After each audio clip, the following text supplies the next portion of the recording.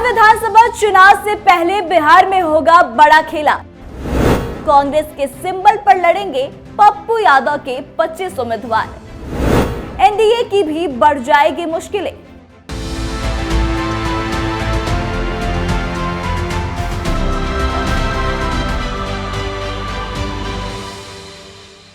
नमस्कार, capital TV Bihar की special story देख रहे हैं आप और मैं आत्मजा आपके साथ। देखिए, बिहार विधानसभा चुनाव की कवायद जो है तेज हो गई है। टिकटॉक के दाव पेच के बीच पूर्णिया सांसद पप्पू यादव कांग्रेस के सिंबल पर अपने कैंडिडेट्स को चुनाव लड़ाने की तैयारी कर रहे हैं। जी हां, आपको बता दें कि मिली जानकारी के अनुसार पप्पू यादव सीमांचल की 10 और बाकी एरिया की 15 विधानसभा सीटों पर चुनाव लड़ाने की तैयारी कर रहे हैं।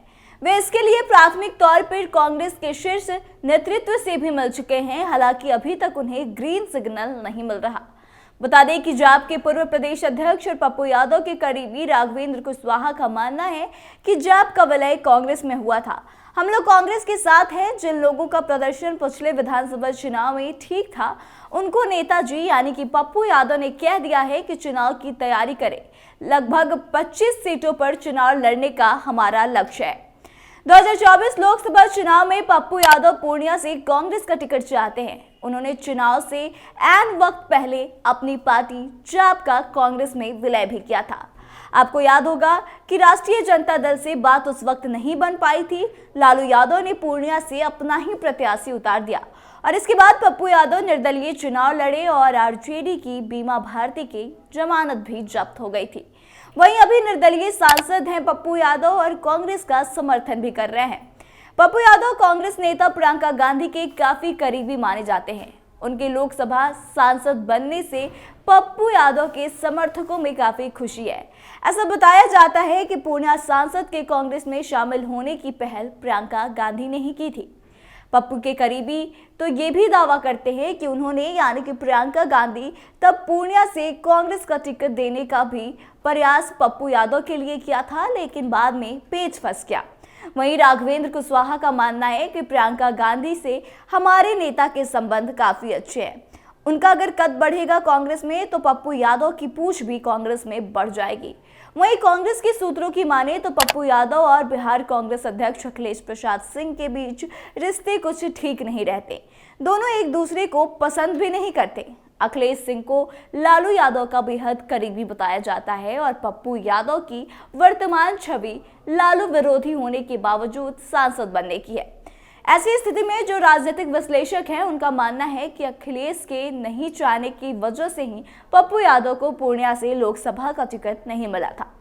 इसलिए पप्पू ने दिल्ली से कांग्रेस की सदस्यता ली थी। अब पप्पू यादव की बात करें तो कोसी सीमांचल के इलाके में पप्पू यादव की काफी अच्छी पकड़ मानी जाती है। कोसी नदी के किनारे नेपाल और बांग्लादेश की सीमा के करीब बसे पूर्णिया, अररिया, सुपौल, मधेपुरा, सहरसा, किशनगंज और कटिहार के इलाके आते हैं। इनकी राजनीतिक ताकत का अंदाजा आप इस बात से लगा सकते हैं कि वो कई बार निर्दलीय विधानसभा से लेकर लोकसभा का चुनाव भी जीत चुके हैं। पप्पू यादव आला दिन का वो चिराग है जो जहां जरूरत होती है वहां खड़े हो जाते हैं।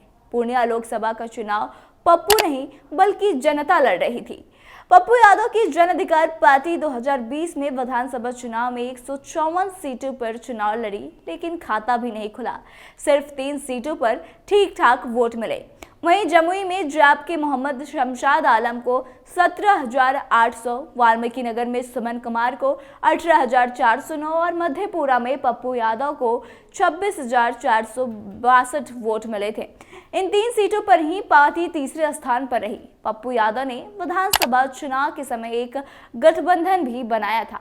वहीं पप्पू यादव और कांग्रेस के बीच जो सारी चीजें चल रही है, इसको लेकर लोगों का मानना है कि झारखंड विधानसभा चुनाव में पप्पू यादव की जो भूमिका इंडिया ब्लॉक के लिए थी, वही भूमिका बिहार में भी दिखाई पड़ सकती है। पप्पू यादव चाहते हैं कि बिहार में इंडिया गठबंधन की सरकार मजबूती के साथ बने। उनके कांग्रेस नेताओं से काफी अच्छे संबंध है। जब वे पूर्णिया से चुनाव लड़ रहे थे तो राहुल गांधी सीमांचल के इलाके में गए, पर पूर्णिया में महागठबंधन प्रत्याशी के लिए उन्होंने प्रचार नहीं किया था। पप्पू यादव चुनाव जीते तो दिल्ली में सबसे पहले प्रियंका गांधी से ही उन्होंने मुलाकात भी की थी। बिहार से एकमात्र निर्दलीय चुनाव जीते पूर्णिया के सांसद पप्पू यादव कांग्रेस को अपना समर्थन भी दे सकते हैं। आपको बता दें कि पप्पू यादव ने एक समाचार पत्र से बातचीत में कहा है कि वे दिल्ली जा रहे हैं, वहां उनकी कांग्रेस के राष्ट्रीय अध्यक्ष मल्लिकार्जुन खड़गे से मुलाकात होगी। उन्होंने ये भी बताया कि इसमें कोई बहस नहीं है कि मैं कांग्रेस पार्टी के साथ हूं, कांग्रेस की विचारधारा के साथ हूं, मेरी आइडियोलॉजी ही वही है, ये पूरी तरह से क्लियर है।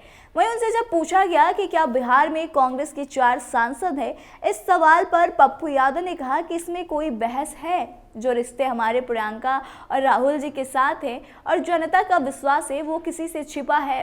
वहीं कांग्रेस प्रदेश अध्यक्ष बनने के सवाल पर भी उन्होंने कहा कि राहुल गांधी और प्रियंका गांधी को ये बात तय करना है। दरअसल चुनाव से ठीक पहले पप्पू यादव ने अपनी पार्टी जन अधिकार पार्टी का कांग्रेस में विलय कर लिया था, लेकिन आखिरी वक्त में लालू प्रसाद यादव के विरोध के कारण कांग्रेस ने पूर्णिया से ही उनका टिकट काट दिया। इसके बाद वे पूर्णिया से निर्दलीय चुनाव लड़े और 23,000 से ज्यादा वोटों से चुनाव जीता भी। चुनाव जीतने के बाद पहली बार पटना आए पप्पू यादव ने बातचीत की थी मीडिया से और उसके बाद उन्होंने कहा था कि भारत की जनता अग्रेशन को पसंद नहीं करती, नफरत की राजनीति को बहुत लंबे समय तक नहीं कर सकते आप। ये बुद्ध, वाल्मीकि, कृष्ण और नानक की धरती है। प्रेम के अलावा यहाँ कुछ भी पसंद नहीं है। जब आप हमेशा अहंकार में रहते हैं, दिल बड़ा नहीं करते हैं, तो बहुत सी चीजें खत्म हो जाती है। जनता अपने तरीके से जवाब देती है। वहीं उनसे उस वक्त पूछा गया था कि क्या चुनाव जीतने के बाद आपसे एनडीए के किसी नेता ने संपर्क किया है, तो उसके जवाब में उन्होंने कहा था कि मेरे पास कोई 30 से 40% रिबेट थोड़ी चल रहा है। मैं तो राजनीतिक और सामाजिक आदमी हूं, सभी को दिख रहा है कि पप्पू यादव का लक्ष्य क्या है। इस मामले में मैं पूरी तरह से क्लियर हूं, मुझे एनडीए के किसी व्यक्ति ने संपर्क नहीं किया।